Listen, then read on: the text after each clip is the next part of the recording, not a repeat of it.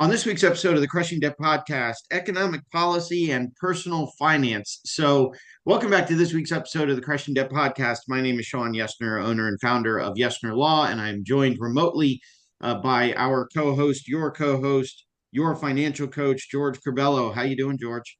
Doing well. Happy New Year. Yeah, all Happy that, New yeah, Year. that just another Well, year. New me, new you, or new right. year, new you. What I don't know, something like that. But yeah, sure. Although last week's episode was technically our Happy New Year episode, but we recorded it before the New Year, so Yeah. so a little But podcaster insider secret.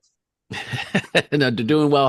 How you doing, brother? It's another year. We're ready to, to tackle all the good things that come in our new year. So one thing that I was laughing about, I was listening to the episode from last week, and one of the things we talked about on last week's episode on resolutions was not adding any new debt.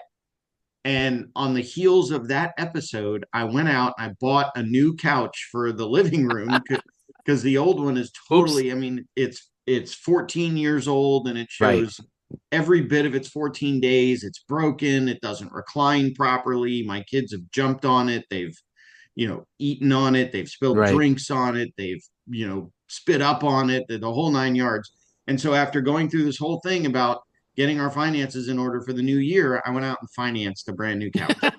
You gotta do. Hey, you know what? No new debt after now. Starting now. That's Starting that's how now. we're gonna. Starting now. Got it. Got it. No problem. So No one's judging you, brother. I've heard that Friday the 10th is something that referred to as resolution. Was it like resolution fail day or Mm. resolution give up day or something like that? So yeah, I've already accomplished my goal of So January 11th, then we're gonna start then. Yeah, that's the official start date. Got it. No problem. No exactly. problem. So we have a guest on this week's show that I want to get to. So a couple of months ago, episode 440, we did an episode called Financial Literacy in Politics. It was right after the election, and we kind of talked about what we thought Trump's policies might mean for all of you as listeners, based, what economic impact Trump's policies might have on all of you. And of course, since it's out on the internet, George and I have said it, it's all true. Um, For sure. but what happened was I had someone reach out to me and we decided to have him as a guest on the show. So he is the, excuse me, former executive director of the Republican Party of Florida. He was a U.S. Senate campaign manager. He was director of field operations for the Florida 2000 election and recount, which I remember. And as a Florida native, I still get people making fun of me for the recount. Lead consultant for the North Carolina Republican House Caucus in 2010. He's published a PR handbook, crisis communications chapter. He is well written, well spoken on economic policy, on finance. And so I want to welcome our guest, Jamie Miller. Welcome, Jamie. Hey, thanks for having me on. So I guess you're pretty excited about the election results. Yeah, it was I would have liked to have seen a couple more of those US Senate seats and maybe a couple other House seats swing in the Republican direction, but when you have the majority in both the House and the Senate, and of course a historic victory by Donald Trump. So it him sweeping all the swing states was pretty a pretty welcome sight on election night. And the Republicans took back control of the U.S. Senate, right? Or no, That's the correct. U.S. Yes. Okay. So there was a Republican majority in the U.S. House that we The house, maintained, but right? it's a slimmer majority this time. And then Democrats controlled the U.S. Senate, and that swung back to Republicans this time. So Republicans have a majority in both the Senate and the House. And so we've got a Republican president, we've got a Republican Congress. So what kind of things are you seeing on the horizon? Well, I like to qualify that I'm not a surrogate for the campaign or the transition team. Right. So, while I'm close to several people who are, and sometimes hear things that are that turn out to be true. Sometimes I hear things that turn out not to be true at all. So, you know, I think what we're going to see is Donald Trump run a little bit more like a CEO, especially when it comes to his cabinet positions and giving them leeway. It seems like Donald Trump is the kind of guy who gives leeway until somebody messes up. So, um, if you're going to be the Attorney General or Secretary of State or Department of Defense, any of the folks that we've heard mentioned as going through the nomination process, I think you're going to see Donald Trump give them the ability to clean out, especially some of this DEI mess that has just permeated our society over the last 16 years. With 2 terms of Barack Obama, the Donald Trump first term, which kind of kept a lot of the same folks in these offices, and then of course Joe Biden just completely seemed to, in the South we like to say, screw the pooch. Um, So on several fronts, including the economy, but there's really was no silver lining to his presidency. We have more wars than when he took office. The economy's in worse shape than when he took office, and I think we have to kind of look at history a little bit when we start talking about the economy and comparing Trump and Biden's presidencies.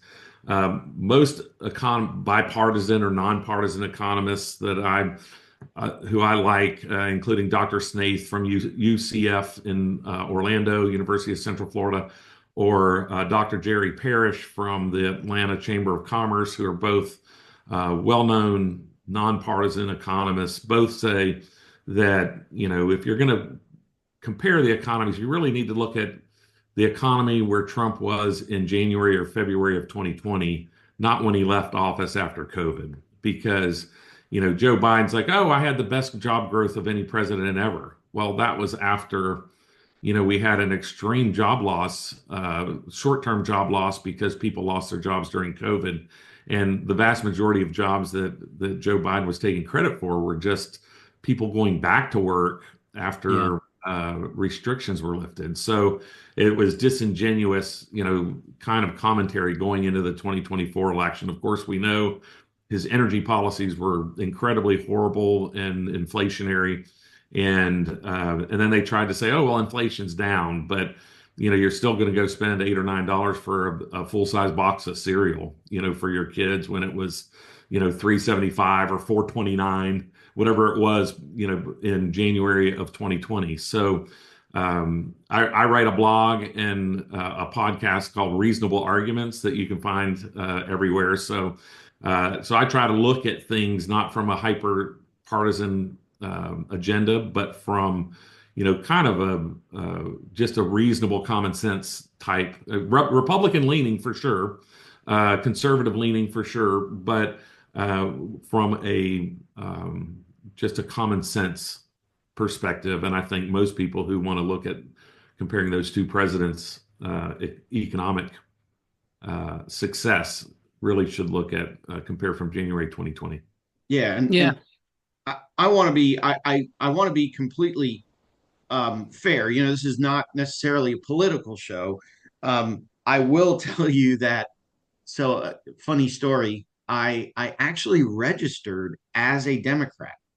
And the reason I did that was because when I turned 17 before I went to college, so I turned 18 during my first year in college, and they had the Republicans and the Democrats were on campus at FSU to sign us up to vote, and Democrat line had a really attractive co-ed, where the Republican line had some dudes. So that's why. I've often told this story that people have registered for Democrat for way worse reasons than that. Well, and I've often said that.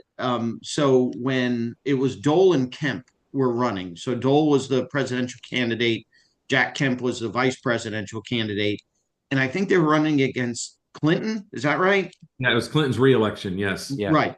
So I voted for Dole and Kemp. And when people ask me why I voted for Dole and Kemp, it's because I have Jack Kemp's football rookie card. And if he had become the vice president, that card would have skyrocketed in value. And I challenge anybody to give Oh me a my, better reason to vote that's for any candidate it, It's than, all personal economy, right? it's all Like about me. personal economy. There you go. There's a perfect example. Like I voted for That's my too own funny. personal wallet. I voted for my wallet. And I will say, if there's any Democrats listening, any Democratic pundits listening to the show, you are welcome to shoot me an email.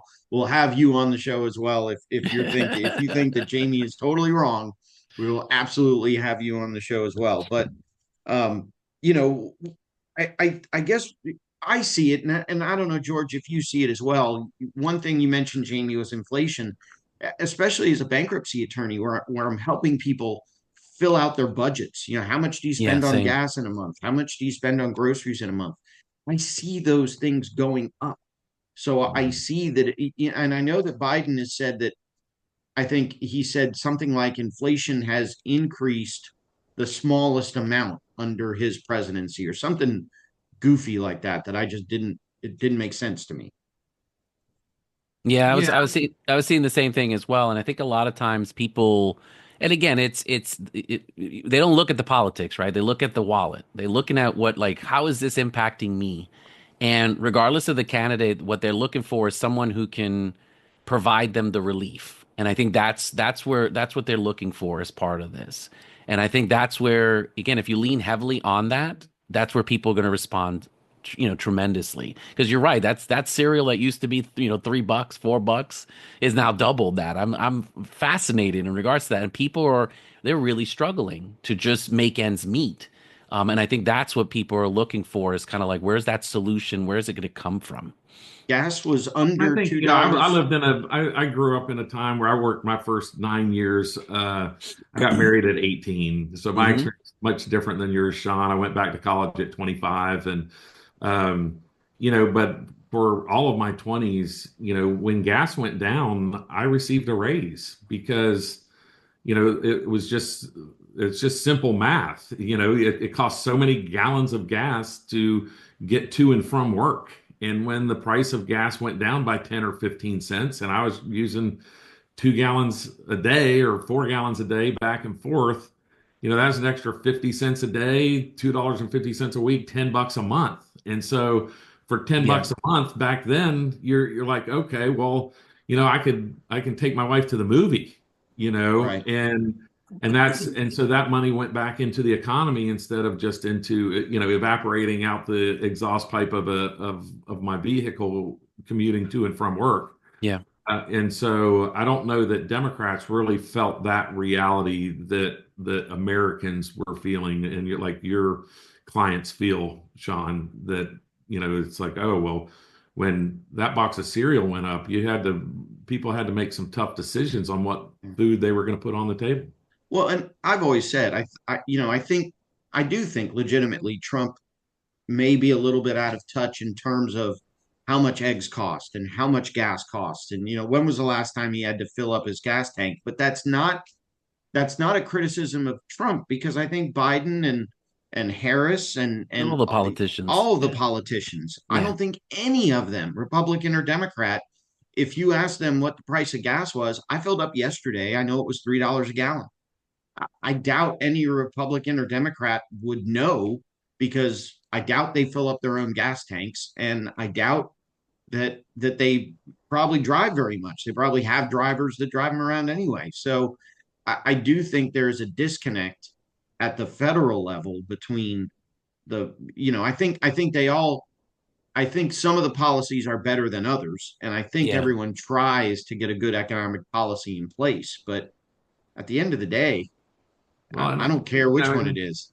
yeah, and I think there's a difference in, having an economic policy and having monetary policy, right? And Yeah. so Democrats tend to, in my humble opinion, tend to try to guide the economy solely through monetary policy and interest rates at the Fed versus economic policy of looking at things like, I pick on electric vehicles, and the Joe Biden electric vehicle mandate, not because I'm necessarily against electric vehicles, but they're just not good overall for everybody. And to say that by 2032 or whatever year it is in the very not so distant future, that all cars would have to be electric is just unreasonable, especially in a place like Florida, where, if you have Miami-Dade, Palm Beach, and Broward counties in Southeast Florida, which is Miami, Palm Beach, Right. the city of West Palm Beach, and Fort Lauderdale, which I'm sure most people are familiar with one of those at least.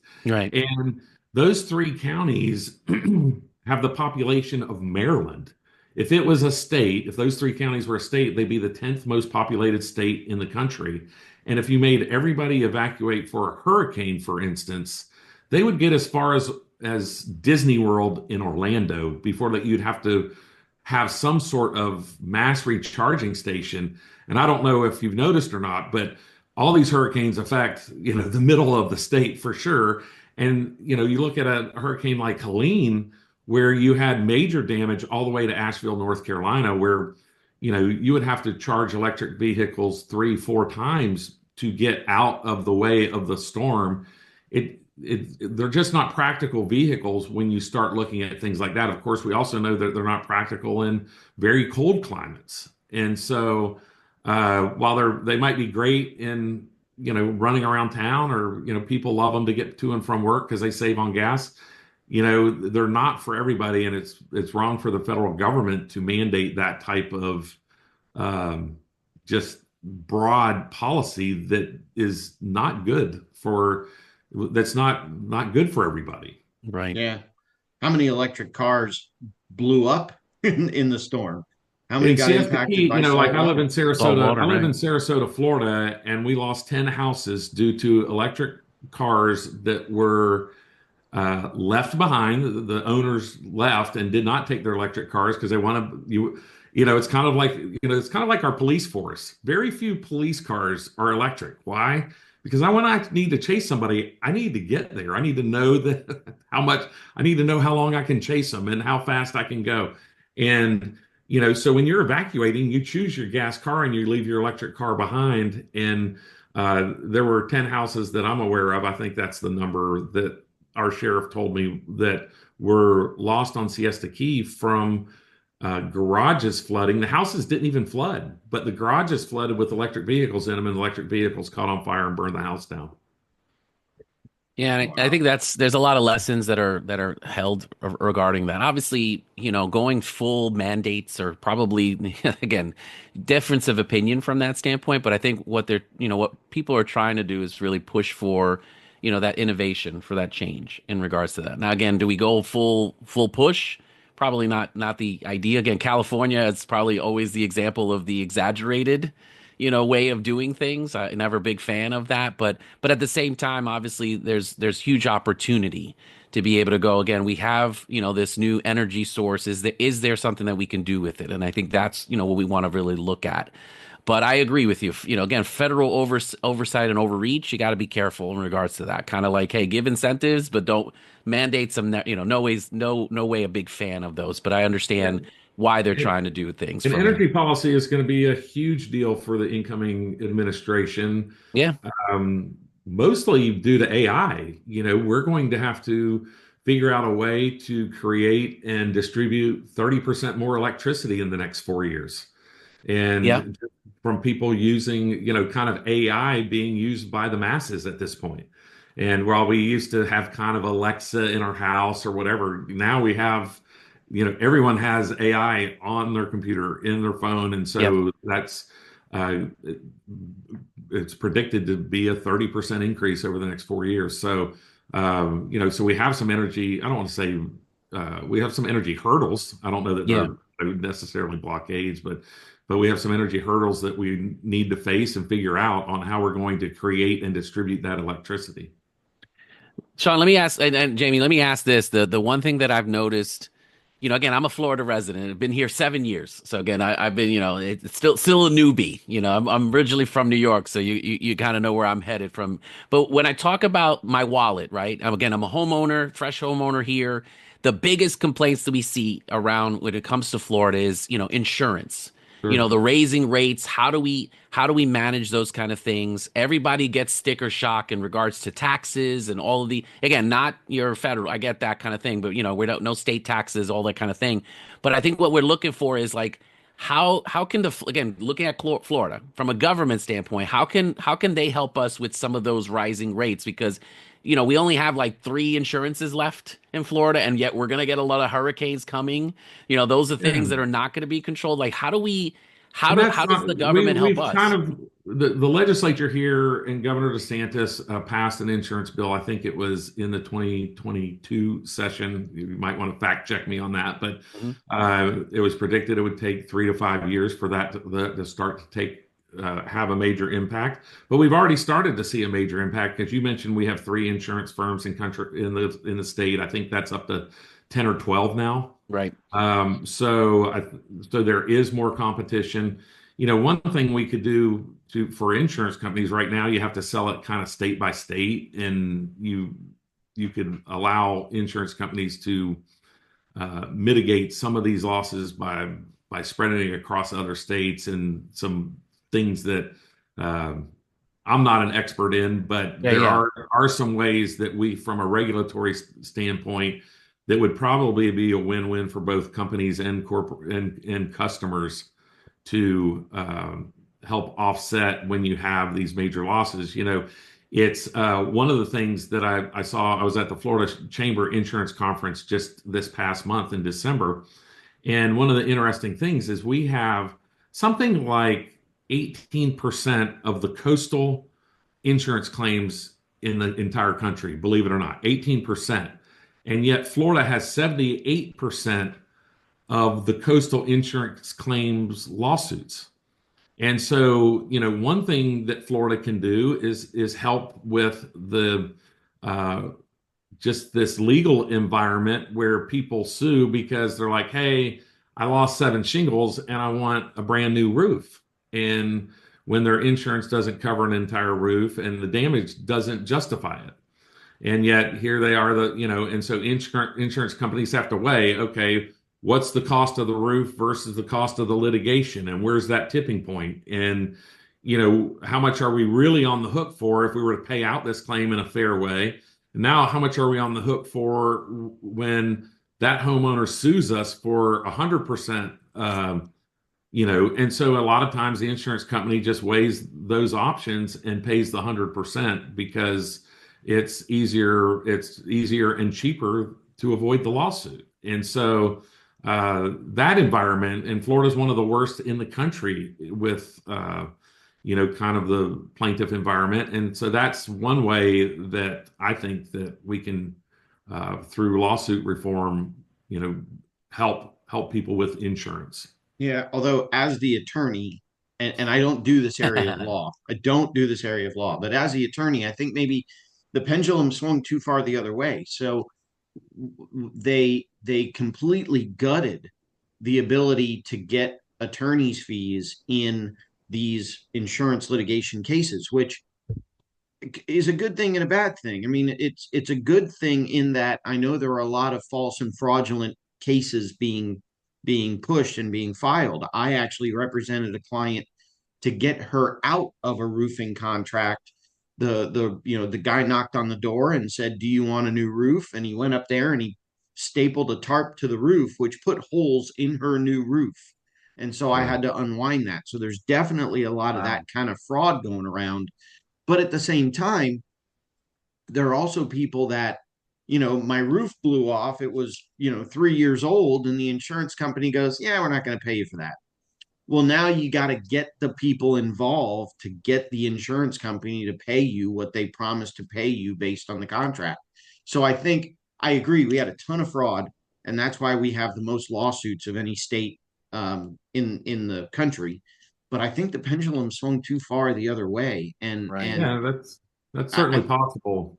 I mean, I'm not trying to advocate for the insurance industry for sure because of the things that you mentioned, right? I've kind of we've all faced that ourselves where we've had some sort of claim and it's just whether it's car or home or whatever, and it's just like, okay, is the insurance company acting in bad faith or not? And Um, so there's plenty of blame to go around, but I think that, when you look at figures that show that we have 18% of the coastal claims and 78% of the Yeah. coastal lawsuits, that's an imbalance. That's an And imbalance that needs to and change. so yeah, and so that's kind of that environment needs to change where it's not, there's just no reason for us to have that high a percentage Yeah. of the coastal lawsuits when we don't have that higher percentage of the national coastal claims.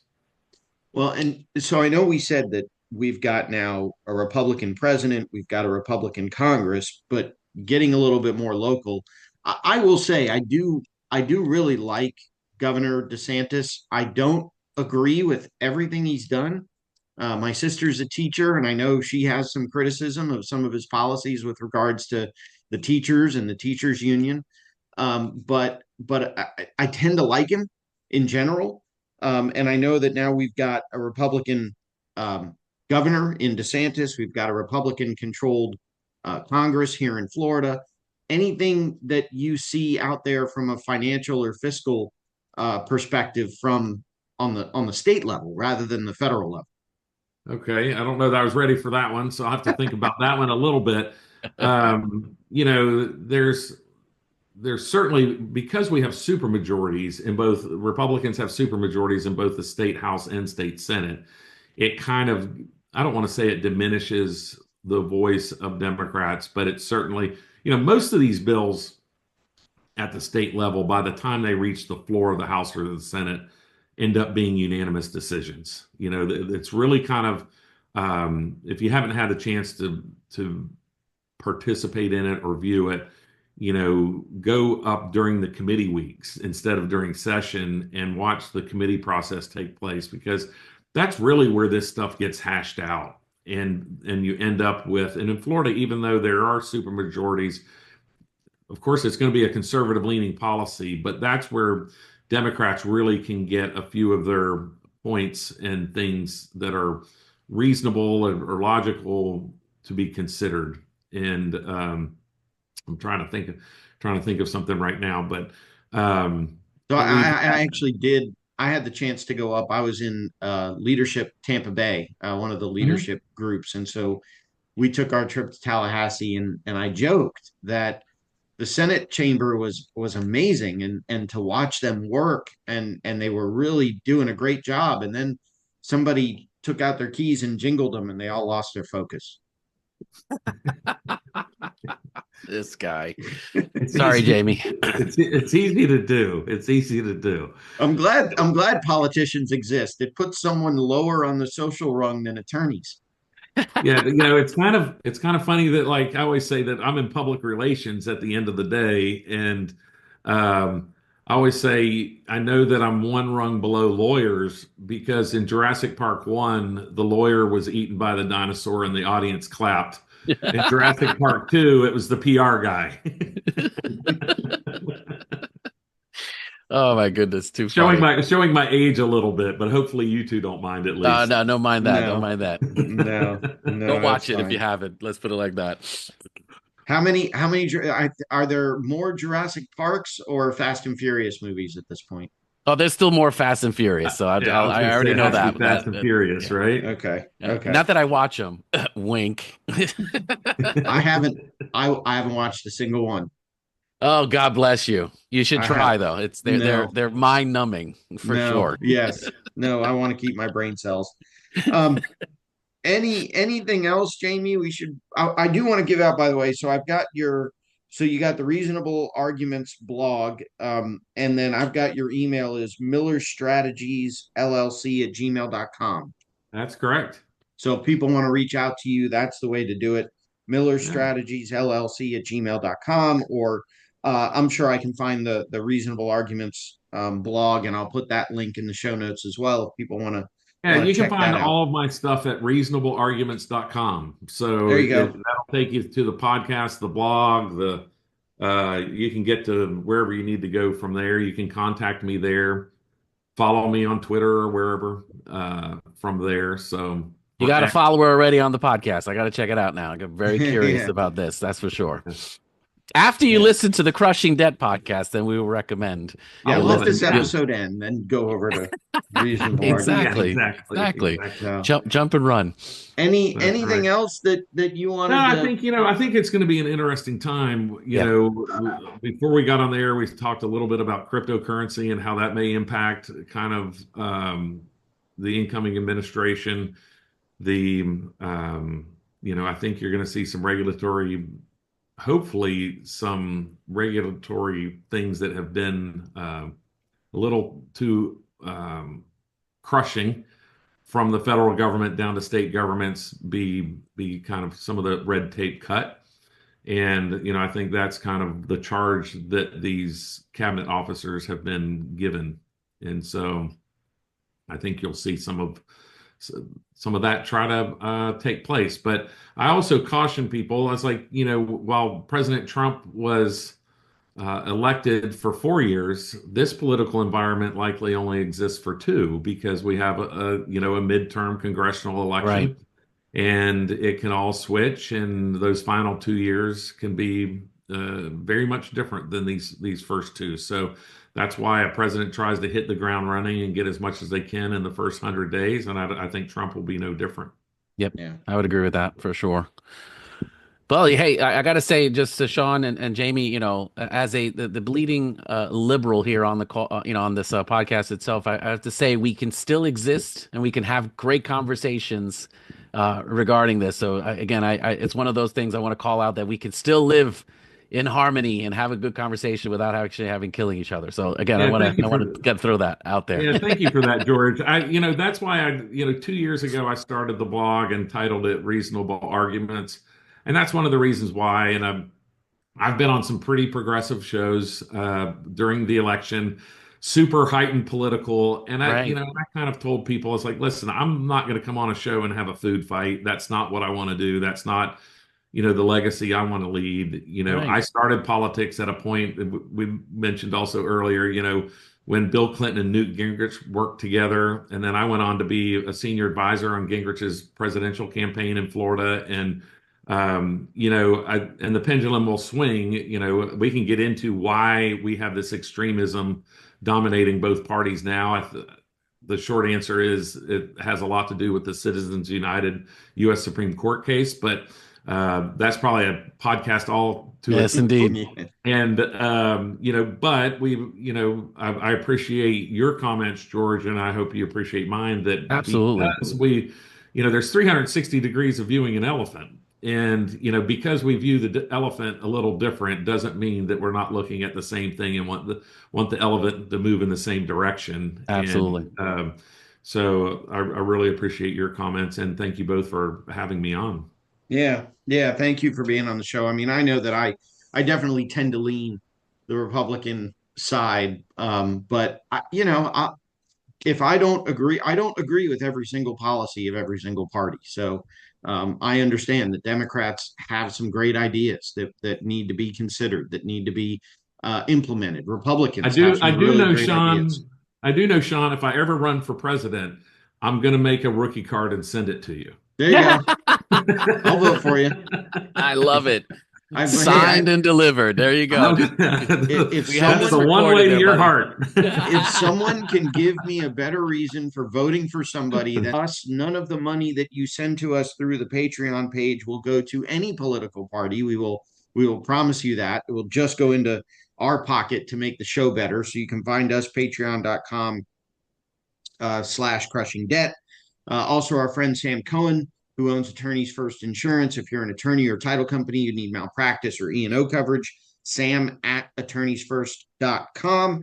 And then again, lastly, I have reactivated the My Legacy Striders team for PanCAN, the Pancreatic Cancer Action Network. To all the proceeds there go to pancreatic cancer education, awareness, all of that stuff. You can find that I'll put the link on the website or on the show notes, but the team name is My Legacy Striders, MY Legacy Striders. That's for my late wife, Melanie. And other than that, I think we are at the end of another show. I've got my my old couch leaving today. I've got the new couch coming tomorrow. My first Take a payment will video. be due in February. So, Take a video, boomer. Come on, yeah, get it done. yeah. So I don't know. Anything else, George? Nah, I appreciate this. Great interview, guys. Learned a lot as usual. And just looking forward to the next episode of this fine podcast we do here. Exactly, which will be next week. And so thanks again, Jamie, for being a guest on this week's show. Thank We you. appreciate it. My pleasure. And we, like we say at the end of every episode, we hope you have more money at the end of the month rather than month at the end of the money. And we will talk to you in next week's episode.